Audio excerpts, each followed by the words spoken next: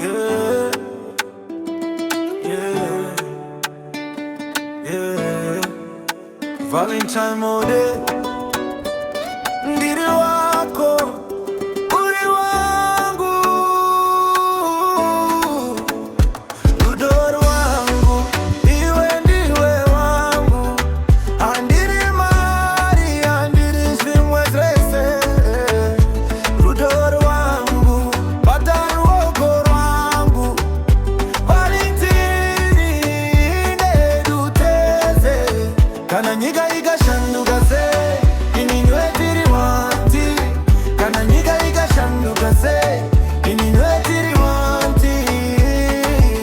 Vakakuona first time moyo wakandirova, zvainge zvisiri zvekutamba, rudo rwakandibata. Hapana Gucci, hapana Benz pandiri, asi ndine moyo wakazara nyore baby. Vanotaura zvakawanda asi handiteereri, ndinokutarisa ndichiti uyu ndiye wangu chete. Kana ndikaoma muupenyu unondisimudza, uri blessing rangu rasingabviri kutengwa. Kana zuva repera ndokudaidza zita rako, ndinoziva kumba ndiriko mumoyo mako. Rudoro wangu, iwe ndiwe wangu, handiri mari, handiri zvimwe zvese.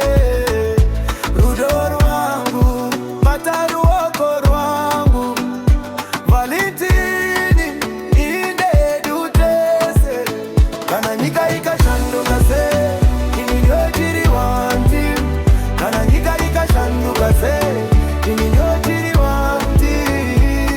Baby girl ndokupa love yakakena, kwete fake, kwete drama, ngechokwadi ndokupa nguva yangu, ndokupa moyo. Kana wakanditarisa ndova ndanyungudika, tikafamba mustreet vanhu vachingoona vakuti vo vaviri ava vane chemistry. Handikuvimbise nyika yose, asi ndinokuvimbisa rudo rusingaperi. Kana ndikarasika iwe uri nzira, kana ndaneta iwe uizonuma. Valentine, kana yafura, rudo rwangu hariperi.